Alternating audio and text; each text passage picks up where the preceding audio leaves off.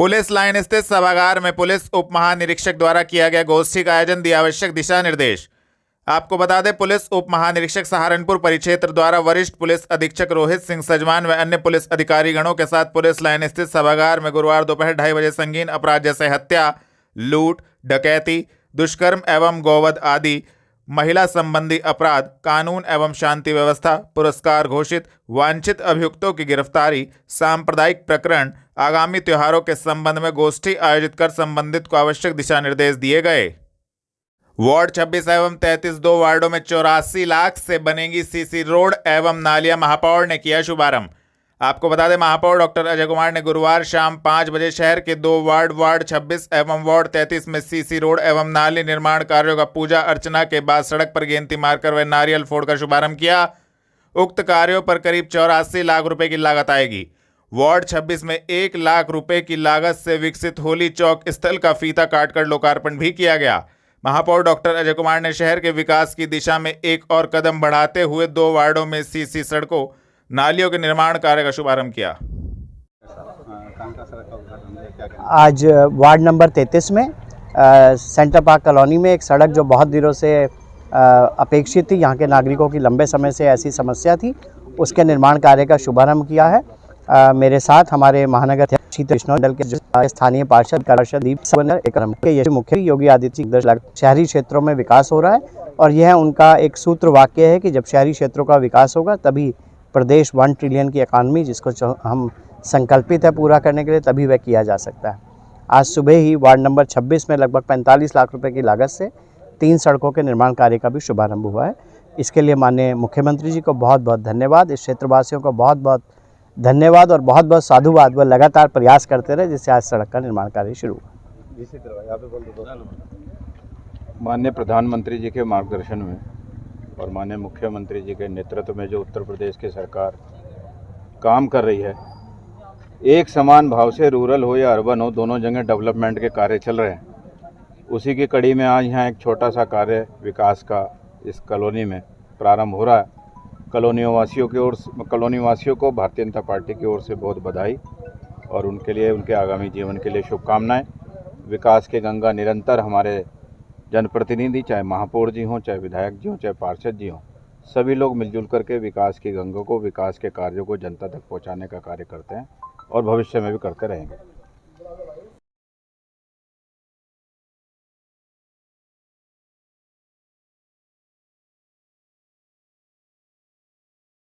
अपनी दूसरी पत्नी के मुंह बोले मामा के ऊपर कार्रवाई कराने की मांग को लेकर जहर खाकर एसएसपी ऑफिस पहुंचा व्यक्ति। आपको बता दें, पहली पत्नी से हुए पुत्र की हत्या के मुकदमे में हुई कार्रवाई से संतुष्ट न होने के चलते राशिद ने जहर खा लिया। आनन फानन में पुलिस ने राशिद को जिला अस्पताल में भर्ती कराया, जहां से उसे हायर सेंटर रेफर किया गया। गुरुवार दोपहर 3:30 बजे एसपी देहात सागर जैन ने बताया, अपनी दूसरी पत्नी के मुंह बोले मामा के ऊपर कार्रवाई कराने की मांग को लेकर जहर खाकर राशिद एसएसपी ऑफिस पहुंचा था। आज 8 मई 2025 को थाना देवबंद के मोहल्ला पठानपुरा से संबंधित एक युवक जिसका नाम राशिद है, इसने अपनी पहली पत्नी से हुए पुत्र की हत्या जो कि हुई थी थाना देवबंद क्षेत्र के अंतर्गत, उसमें 26 मार्च को मुकदमा पंजीकृत कराया था, जिसमें इसने अपनी जो दूसरी पत्नी है उसके मुंह बोले मामा को नामजद कराया था। इसमें आज पुलिस के ऊपर दबाव बनाने के लिए इसने पुलिस ऑफिस पर नशीला पदार्थ पूर्व से ही सेवन करके आ गया था, जहां पर पुलिस ऑफिस में स्थित जो पुलिसकर्मी है वहां उन्होंने इसकी हालत देखते हुए इसे जिला अस्पताल ले जाया गया, जहां से उसे मेडिकल कॉलेज में इलाज हेतु भिजवाया गया और अभी उसकी स्थिति सामान्य है। इसमें जानकारी करने पर पता चला है कि इसने अपने जो नामजद अभियुक्त है, जो इसकी दूसरी पत्नी का मुंह बोला मामा है, उसे उसकी गिरफ्तारी का दबाव बनाने के लिए पुलिस में जानवरों की जो त्वचा पर कीड़े मारने की एक दवा है उसका सेवन करके आया था और इसने ये घटना कारित की है। फिलहाल इसकी स्थिति पूर्ण रूप से सामान्य है और यह भी अवगत कराना है कि जो हत्या का मुकदमा पंजीकृत है देवबंद थाने में, उसमें देवबंद पुलिस के पास पर्याप्त सीसीटीवी और इलेक्ट्रॉनिक साक्ष्य मौजूद है, जहां पर जो नामजद अभियुक्त है उसकी संलिप्तता फिलहाल में होनी नहीं पाई गई है और इसमें जो आज की जो घटना वादी द्वारा की गई है उसके विरुद्ध सुसंगत धाराओं में अभियुक्त पंजीकृत किया जा रहा है और इसमें विधिक कार्रवाई प्रचलित है। घंटाघर पर भारत तिब्बत सहयोग मंच सहारनपुर मेरठ प्रांत ने चीनी सामान के विरोध में चलाया हस्ताक्षर अभियान। आपको बता दें, गुरुवार शाम 4:30 बजे भारत तिब्बत सहयोग मंच सहारनपुर मेरठ प्रांत के द्वारा चीनी सामान के विरोध में हस्ताक्षर अभियान चलाया गया। इस दौरान लोगों को जागरूक किया गया कि हमारा लक्ष्य कैलाश मानसरोवर की मुक्ति, तिब्बत की आज़ादी एवं भारत की सुरक्षा है। लोगों को जागरूक करने हेतु यह हस्ताक्षर अभियान चलाया गया और घंटाघर पर राहगीरों को जागरूक किया गया। जी, मेरा नाम डॉक्टर जयराज सिंह है और ये क्या अभियान चलाया हुआ है? ये अभियान हम भारत तिब्बत सहयोग मंच के कार्यकर्ता हैं, मेरठ प्रांत से, जिला सहारनपुर की इकाई है। आप डॉक्टर प्रवेश पटार हैं, युवा विभाग के अध्यक्ष हैं, आप सचिन जी हैं, जिला महामंत्री हैं। हमारा उद्देश्य है कैलाश मानसरोवर को मुक्त कराना। चीन जिसने तिब्बत पर कब्जा किया है और तिब्बत के साथ साथ अन्य पड़ोसी देशों को भी वो अपनी सीमा में अनाधिकृत रूप से शामिल कर रहा है। इसका हम विरोध करते हैं, खंडन करते हैं और समस्त भारतवासियों को ये जन चेतना फैलाने का प्रयास कर रहे हैं कि हम किस प्रकार चीन की जो हरकतें हैं, चीन की जो विस्तारवादी नीति है, इसके विरोध हम एक राष्ट्र निर्माण के लिए अपनी पहल करें, प्रयास करें। इसी के आदरणीय इंद्रेश जी के नेतृत्व में ये संगठन स्थापना हुई थी धर्मशाला में 5 मई 1999 को। 26वां स्थापना दिवस अभी 5 मई को निकला है। तो ये पुराना संगठन है और हमारा उद्देश्य यही है कि कैलाश मानसरोवर मुक्त हो, चीन की सीमा, चीनी दीवार, बाकी सब कब्जा है। हमने सबने सुना है कि चाइना की वॉल थी जो उसकी सीमा का निर्धारण करती थी। चाइना ने अपनी सीमा उससे कई ज्यादा अन्य पड़ोसी देशों पर उसने विस्तार किया है, जिसका हम विरोध करते हैं और सभी भारतवासियों को ये आह्वान करते हैं कि हमें चाइना के सामान को न खरीद के उसकी अर्थव्यवस्था को कमजोर करना है। अर्थव्यवस्था कमजोर होगी तो वो अपनी समस्याओं में उलझेगा। आज चाइना पूरे विश्व के लिए एक बहुत ही संकट का विषय बन गया है। कोरोना वायरस हमने देखा और विशेषकर जो पाकिस्तान में पहलगाम का जो अभी अटैक हुआ है, इसमें भी हम देख रहे हैं कि चाइना अंदरूनी तरफ से पाकिस्तान का साथ दे रहा है। तो हम सभी भारतवासियों से अपील करते हैं कि भारत की सुरक्षा के लिए, भारत की अखंडता के लिए हमें किसी भी संगठन के माध्यम से, भारत तिब्बत सहयोग माध्यम से, ये संगठन अंतर्राष्ट्रीय मानवतावादी के लिए भी प्रेरित है। हम तिब्बत के मानव अधिकारों की रक्षा करते हैं। हम चाहते हैं तिब्बत आजाद हो, इसी में हमारा भारत की सीमाएं सुरक्षित रहेंगी। जय हिंद, जय भारत। कलेक्ट्रेट सभागार में जिलाधिकारी ने की सिंघली नदी को पुनर्जीवित करने की समीक्षा, दी आवश्यक दिशा निर्देश।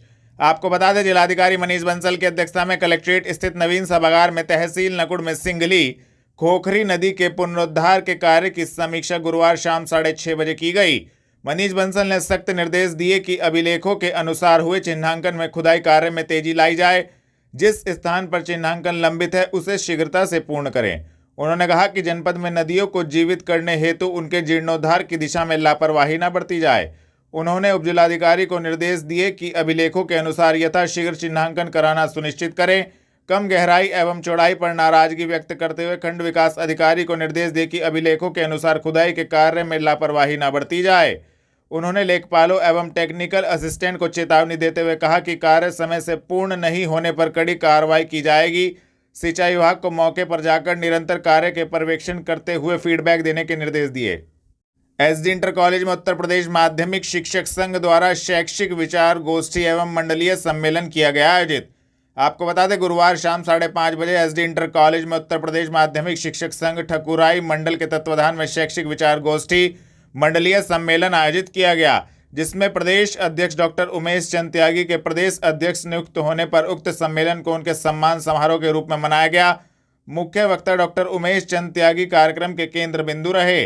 कार्यक्रम का शुभारंभ माता सरस्वती की प्रतिमा के समक्ष दीप प्रज्वलित कर किया गया। आपका नाम बोलिए। मैं ज्ञानेंद्र पुंडीर।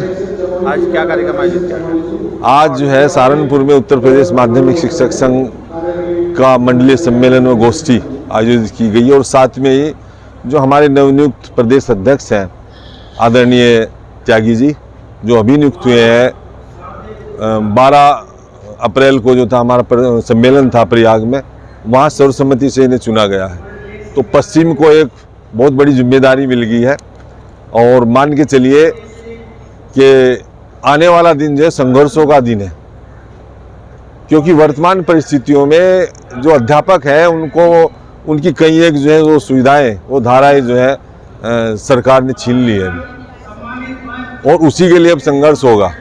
धारा 12 है, धारा 18 है, धारा 21 है, पदोन्नति बंद हो गई है। हमारे प्रधानाचार्य ऑफसेट करते हैं, उनको वो सुविधाएं नहीं मिलती प्रधानाचार्य वाली। और धारा 21 जो है वो हमारा सुरक्षा कवच थी। 1982 का जो चयन बोर्ड है वो उसमें समाहित थी, और वो 1982 का चयन बोर्ड समाप्त कर चयन बोर्ड 2023 जो लागू हुआ है, जो बेसिक से लेकर माध्यमिक और डिग्री का एक ही है, वो धाराएं वहाँ अभी नहीं हमें मिली है, वो सुविधा नहीं मिली है। तो हमारी ये मांग हो कि धारा 21 जो है वो सुरक्षित करे और पदोन्नति और प्रिंसिपल लोगों को वो सुविधाएं मिले जो ऑफसेट करते हैं। तो उसी उपलक्ष्य में आज हमारा मंडलीय सम्मेलन है और अध्यक्ष जी आए हैं, उनका सम्मान किया जा रहा है। हकीकत नगर चौक पर विश्व थैलेसीमिया दिवस पर वंशिका थैलेसीमिया सोसाइटी ने आयोजित किया रक्तदान शिविर। आपको बता दें, विश्व थैलेसीमिया दिवस पर रक्तदान शिविर का आयोजन गुरुवार शाम 5 बजे किया गया, जिसमें रक्तदाताओं ने बढ़ चढ़कर रक्तदान किया। हकीकत नगर स्थित बड़े चौक पर रक्तदान शिविर का आयोजन वंशिका थैलेसीमिया सोसाइटी के द्वारा किया गया। रक्तदान शिविर का शुभारंभ वरिष्ठ समाजसेवी महेंद्र तनेजा के द्वारा किया गया। आपका नाम और आज किस चीज़ का कैंप है? जितेंद्र ब्रुथी। किस चीज़ का कैंप है?